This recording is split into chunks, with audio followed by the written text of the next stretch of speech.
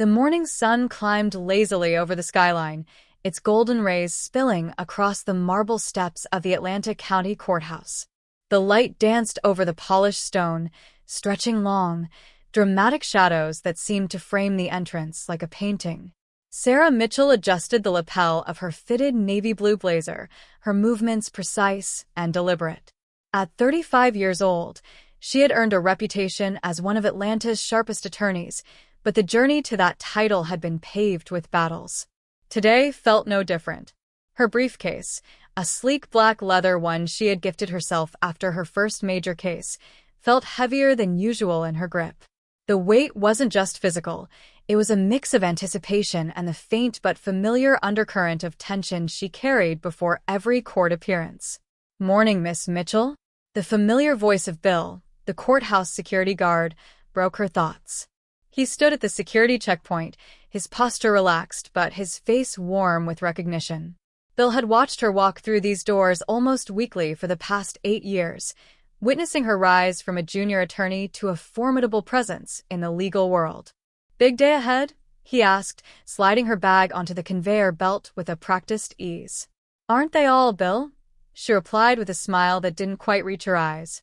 Her heels clicked against the tiled floor as she passed through the metal detector, the sound sharp and rhythmic, cutting through the courthouse's early morning bustle. The air inside the courthouse was charged with its usual mix of tension and routine. Young lawyers hurried past, clutching briefcases and paper coffee cups, their faces tight with concentration. Nervous clients sat on hard wooden benches, shifting in discomfort as they checked their watches or scrolled through their phones. The faint scent of fresh coffee mingled with the sterile aroma of polished floors and old wood. Sarah glanced at her own watch. 8:45 a.m. She had exactly 15 minutes before her case was called. Her day's focus was a straightforward property dispute between neighbors, but Sarah knew better than to take any case lightly. She had been up past midnight the night before, combing through her files, double-checking survey maps, and rehearsing her arguments. She never left anything to chance. "Miss Mitchell." A slightly breathless voice cut through the hum of the hallway.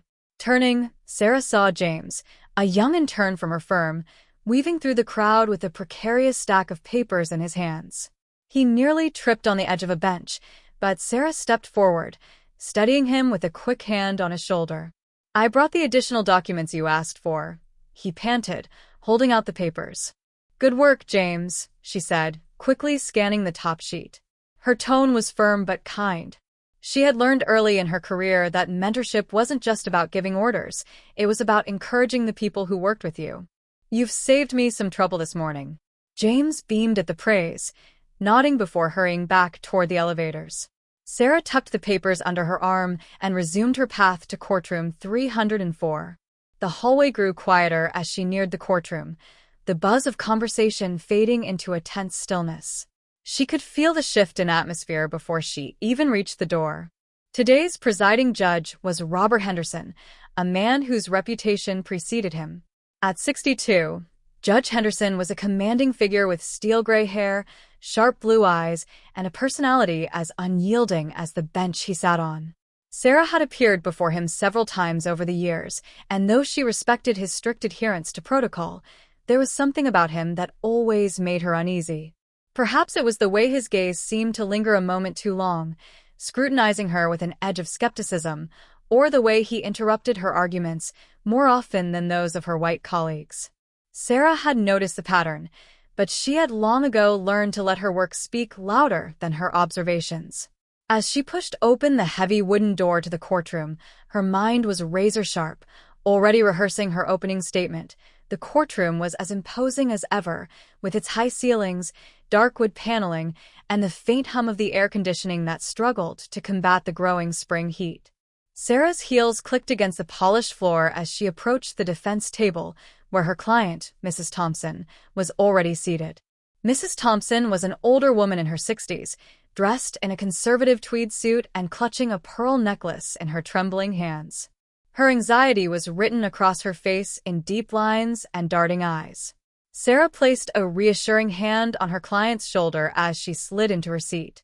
"Everything will be fine," Sarah said softly. Her voice was calm, steady, everything her client needed it to be. "We have a strong case. Trust me." Mrs. Thompson gave a faint nod, her fingers loosening their grip on the pearls ever so slightly. "All rise." The bailiff's voice rang out, echoing through the room as everyone stood. The door to the judge's chambers swung open, and Judge Henderson strode in, his black robe flowing behind him like a cape. His expression was stern, almost severe, and his sharp blue eyes scanned the room with the practiced air of someone accustomed to wielding authority. "Be seated," he said, his deep voice carrying easily across the room. The faint scrape of chairs filled the silence, as everyone obeyed. Sarah took a moment to study him as he reviewed the docket. His reading glasses sat perched on the bridge of his nose, and his brow was furrowed in concentration. She noted the way he flipped through the pages quickly, almost impatiently, and the slight tightness around his mouth. He was in a mood today, one that didn't bode well for her or anyone else. Case number 2024, CV 789, Thompson versus Wilson, the clerk announced. Sarah stood, her posture flawless, her papers neatly arranged in front of her. "Good morning, Your Honor," she began, her voice clear and confident. "Sarah Mitchell, representing the defendant, Mrs. Thompson." Judge Henderson glanced up briefly, his eyes narrowing slightly as they flicked over her. His expression was hard to read, but there was a flicker of something, annoyance, perhaps? "Proceed, Miss Mitchell," he said curtly, emphasizing her title in a way that made her spine stiffen slightly. Sarah launched into her opening statement, her tone professional and precise. She outlined the key points of her client's defense, her words flowing smoothly as she presented the facts. But as she spoke, she couldn't help but notice Judge Henderson's body language. His attention seemed to wander, his pen tapping rhythmically against the desk as though counting the seconds until she finished. She had seen this behavior before, the subtle signs of dismissal that some professionals still directed at Black women in positions of authority. The tapping, the wandering gaze, the slight impatience in his tone when he finally looked up, it was all too familiar. But Sarah Mitchell hadn't become one of Atlanta's top attorneys by letting these moments deter her. She pressed on, presenting her arguments with the same precision and professionalism that had won her countless cases. The courtroom grew warmer as the case progressed, the hum of the air conditioning no longer enough to counteract the late morning heat. Sarah could feel the weight of the room's attention pressing down on her as she prepared to introduce her first piece of evidence. Her voice was steady, her focus absolute, but she couldn't shake the feeling that the most challenging part of her day had yet to unfold. The air inside the courtroom had grown thick with tension as Sarah Mitchell continued to present her evidence. She could feel the weight of every eye on her, especially Judge Henderson's. She had always been able to read a courtroom, its temperature, the mood of the people in it, but today, everything felt more charged. The judge's coldness, the way his pen tapped incessantly against his desk, and the faint glint of something almost personal in his eyes, told Sarah that he was not just dismissing her case, but trying to undermine her. Her fingers grazed the stack of papers in front of her, her eyes quickly scanning the highlighted sections of the property survey maps. She held up the first of several documents, a detailed survey map from 1987. The document was marked with faded red lines and annotations. Her voice cut through the tension, steady and authoritative. "Your Honor," she began, her tone crisp and professional, "as we can clearly see from this survey conducted in 1987, the property boundary has been clearly defined. However, the plaintiff's claim hinges on a disputed section of land that contradicts not only the current records, but also earlier maps from 1975 and 1980. She paused, ensuring everyone was following. The judge's gaze was fixed on her, though his expression remained impassive, almost bored. She continued, "This discrepancy is crucial, Your Honor. These maps are the foundation of my client's defense, and it's imperative that we consider the full historical record." At that moment, Judge Henderson's voice cut through hers, sharp and dismissive. "Miss Mitchell, we don't need to scrutinize every detail of the property line. Move along." His words felt like a slap, the the coldness in his tone sharpening the already strained atmosphere in the room. Sarah's gaze briefly flickered to Mrs. Thompson, her client, who was clutching her pearl necklace, visibly nervous. Sarah's hand instinctively reached out to pat her client's wrist, a silent gesture of reassurance. Sarah exhaled slowly, maintaining her professional composure despite the rush of frustration that threatened to rise. She had been through far worse in her career, but today felt personal. She wasn't just fighting for a client. She was fighting for recognition, for equality, for her work to be seen and heard on its own merit, free from the invisible bias that often clouded others' judgments. "Your Honor," Sarah responded, her voice steady but firm. "With all due respect, these details are not only relevant but necessary. The defendant is entitled to a full and fair examination of the evidence, and these maps clearly support her case." Judge Henderson's eyes narrowed. He adjusted his glasses, though he didn't take his gaze off her. "Miss Mitchell," he said, his tone heavy with authority, "I've been presiding over property disputes for longer than you've been practicing law. I'm quite certain I know what's relevant." The words stung more than Sarah expected. She could feel her pulse quicken, but she forced herself to take a breath. She was no stranger to being underestimated. The courtroom, the entire legal system, had always been a place where her competence was questioned, not because of her skill, but because of who she was. "I understand, Your Honor," she said, her voice cool and unwavering. However, the precedent established in Johnson v. Martinez, 2019, specifically outlines the need for a thorough examination of historical surveys in property line disputes. "If I may proceed."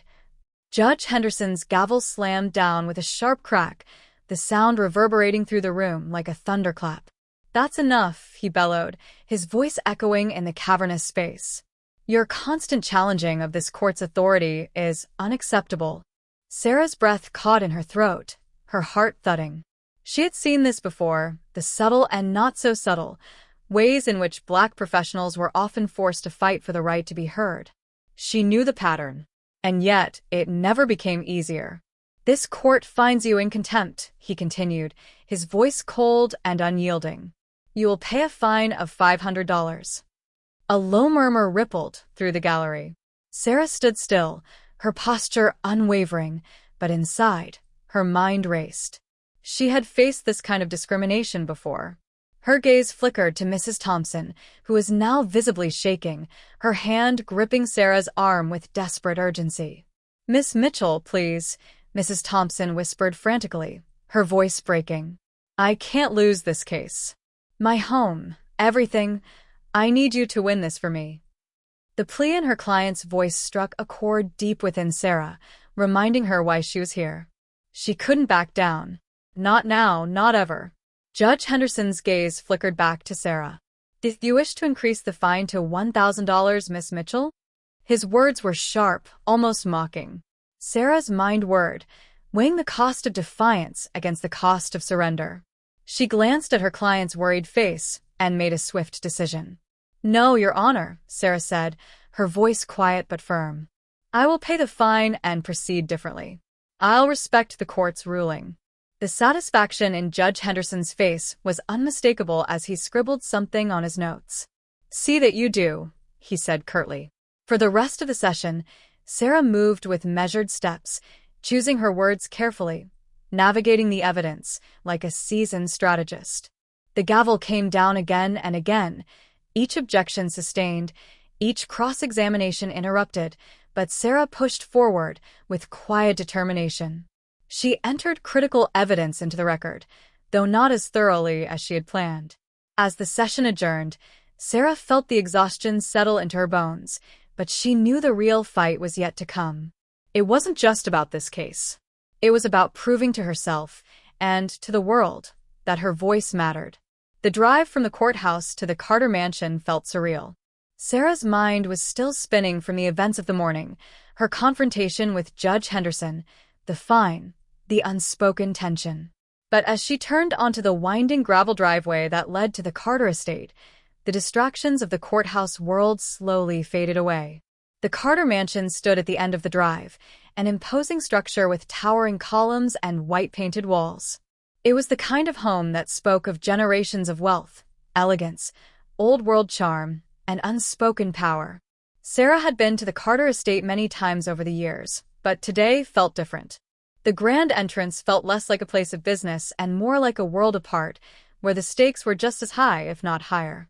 She stepped out of her car, the crunch of gravel beneath her feet the only sound as she approached the door. It was immediately opened by Mrs. Eleanor Carter, the matriarch of the family, a woman whose poise and grace were unmatched.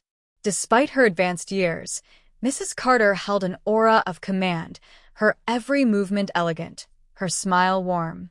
"Thank goodness you're here, Sarah," she said, enveloping Sarah in a hug that was both affectionate and warm, a far cry from the sterile interactions Sarah had endured in the courtroom that morning.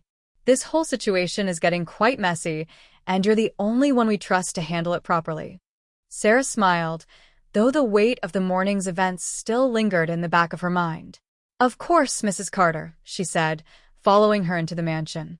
The smell of fresh-cut flowers and the faint scent of wood polish greeted her as they entered the grand foyer, where the soft light from crystal chandeliers reflected off marble floors.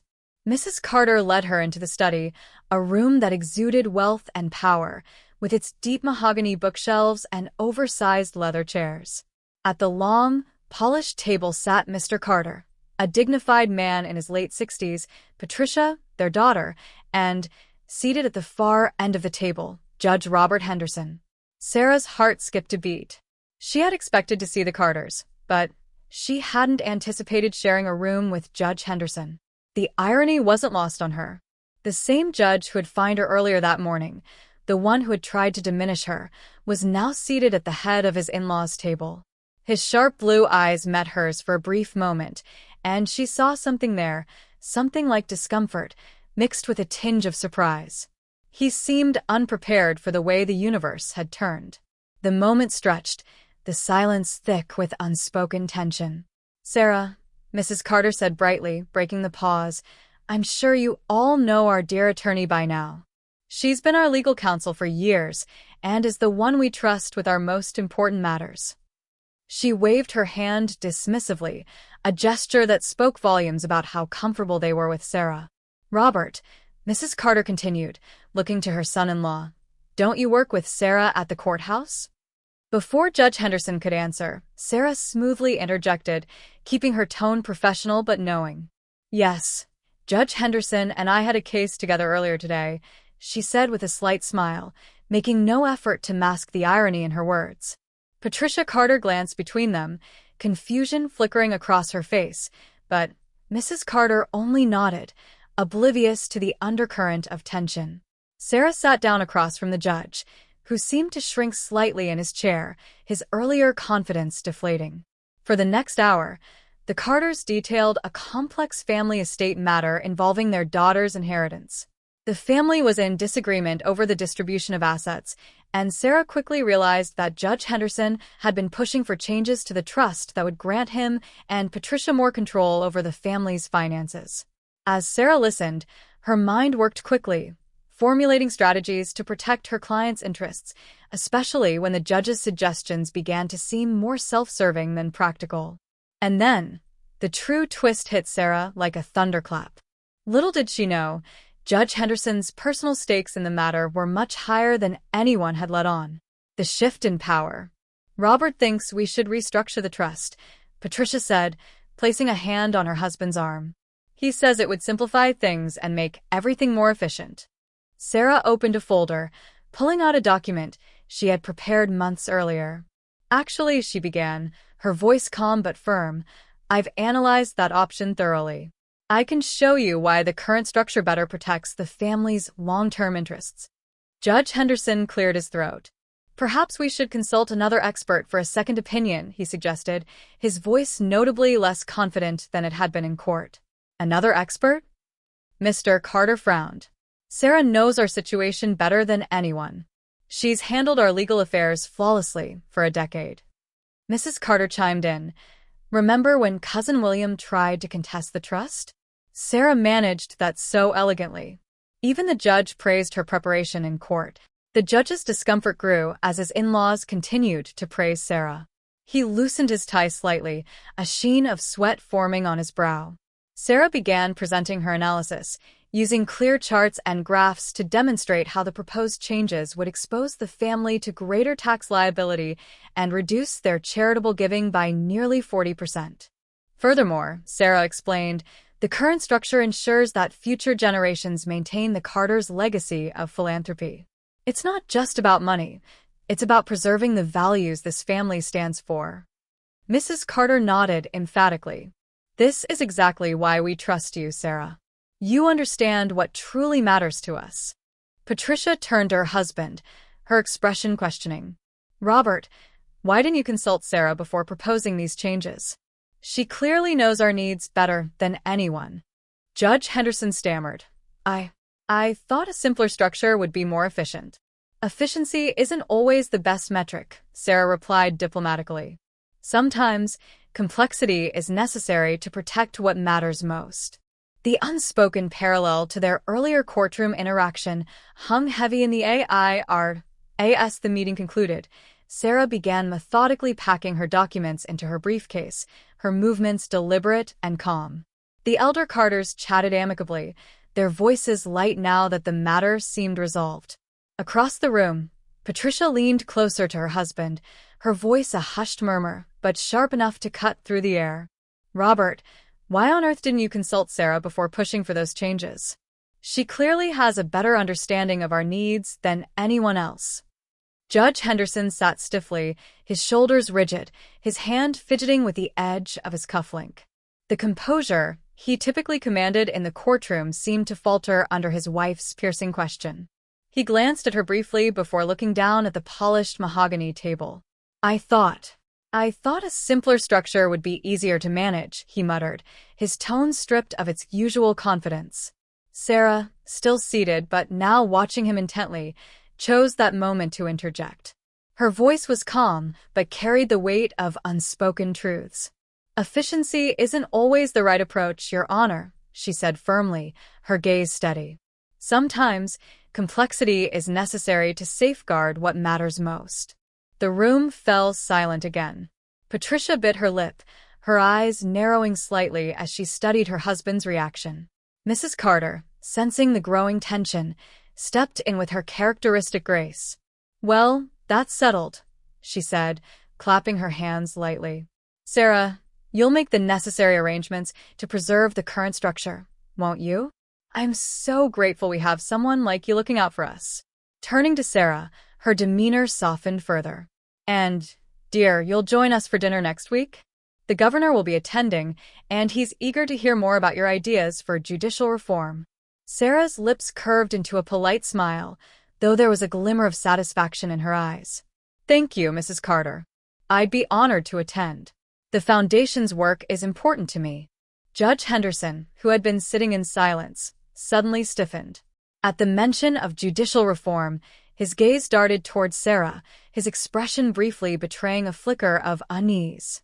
The attorney he had belittled in court that morning was not only a trusted confidant of his in-laws, but also a key advisor to the governor.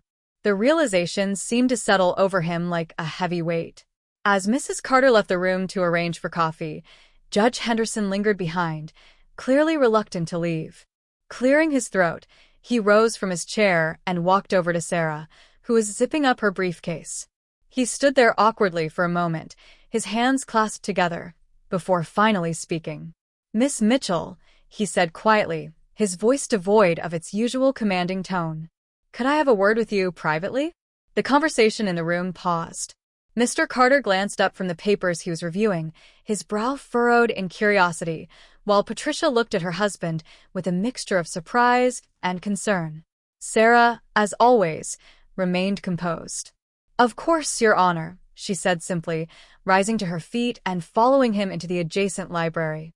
The library was a stately, dimly lit room, lined with shelves of leather-bound books and lit by a single brass desk lamp that cast a warm glow over the polished wooden surfaces.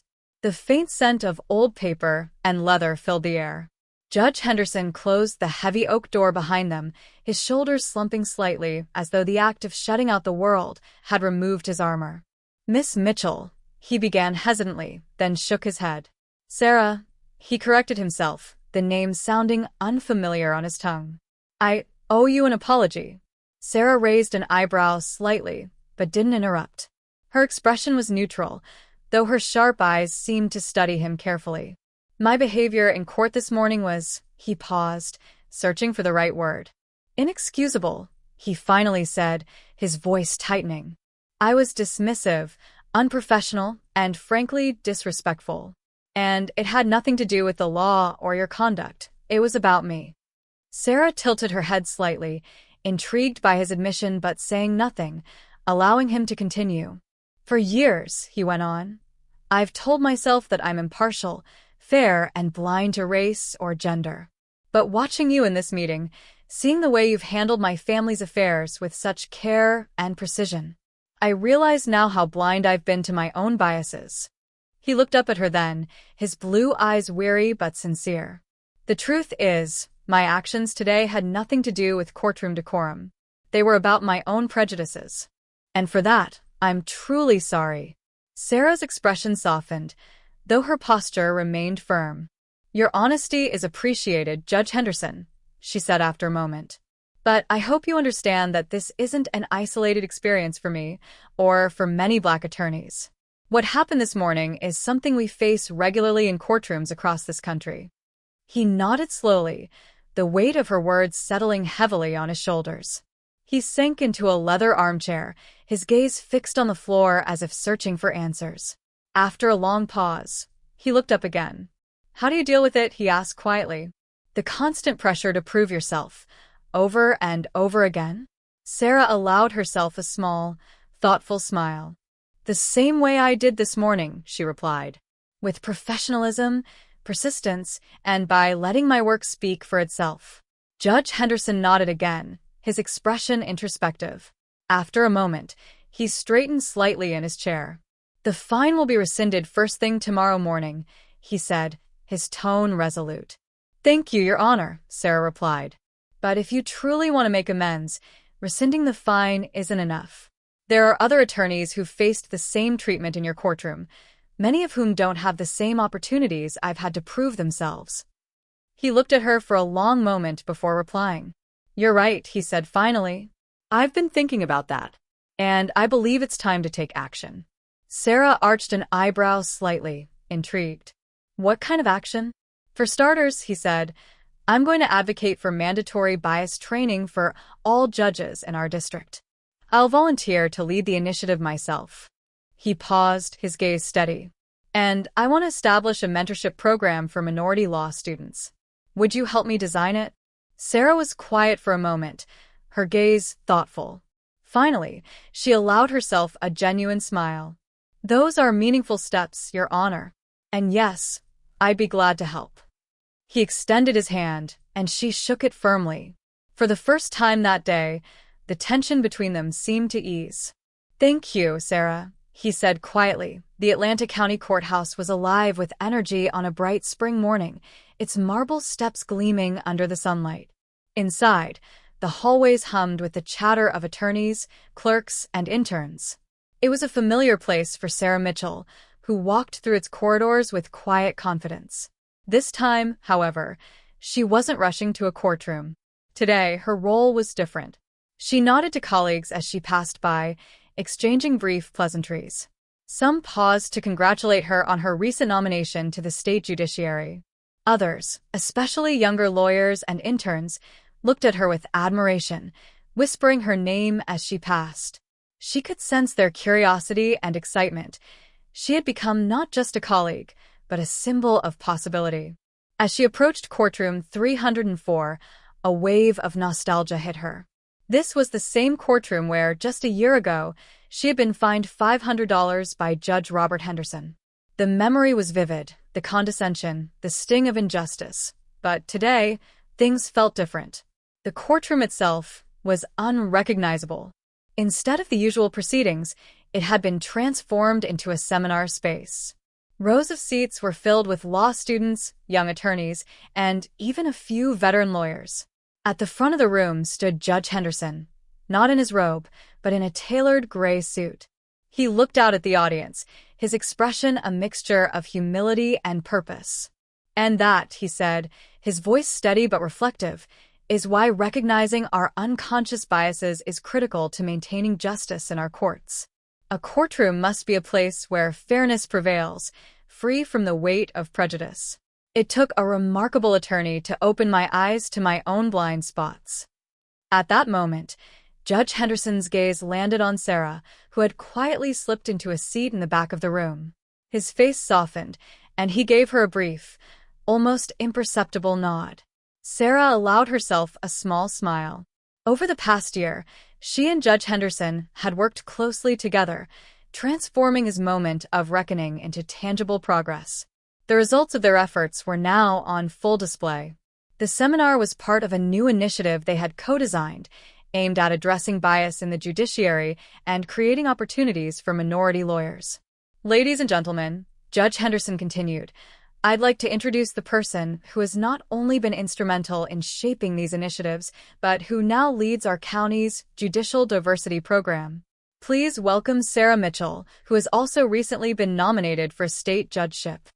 The audience erupted into applause, and Sarah rose from her seat. The sound of their admiration was deafening, but she maintained her characteristic poise as she made her way to the podium. Standing behind it, she took a moment to scan the crowd. Young faces, bright, eager, and hopeful, stared back at her. She thought of all the work it had taken to get to this moment and of the countless barriers she had faced along the way. Thank you, Judge Henderson, Sarah began, her voice clear and resonant. When I started practicing law, I never imagined I'd be standing here in this capacity. But I've learned that progress often begins with moments of conflict, recognition, and growth. She paused, her gaze sweeping across the room. A year ago, I stood in this very courtroom as an advocate for a client. It was a contentious morning, one filled with challenges I've faced far too often as a Black woman in this profession. That day was difficult, but it was also a catalyst for change, not just for me, but for everyone here. The audience listened intently as Sarah spoke about the initiatives she had helped implement, including mandatory bias training for all courthouse staff, a mentorship program that had already paired dozens of minority law students with experienced attorneys, and ongoing efforts to diversify the judiciary. She gestured to the walls, which now featured posters for these programs, their bold text and bright colors a sharp contrast to the courthouse's otherwise austere atmosphere. These changes are not just cosmetic, she said. They are the foundation of a more inclusive, equitable legal system, one where justice truly serves everyone. A young Black woman in the front row raised her hand during the Q&A session that followed. Miss Mitchell, she asked nervously, do you still face prejudice in the courtroom? Sarah exchanged a knowing look with Judge Henderson, who stood off to the side, listening intently. She allowed herself a moment to reflect before answering. Yes, she said honestly, but far less frequently than I once did. More importantly, when it does happen, we now have mechanisms in place to address it. Change doesn't happen overnight, but it does happen when people are willing to acknowledge their mistakes and work to correct them. The young woman nodded, her face brightening with hope. After the session concluded, the audience filed out, buzzing with inspiration. Sarah remained behind, chatting briefly with a few students who stayed to ask questions. Judge Henderson approached her once the room had emptied, his expression thoughtful.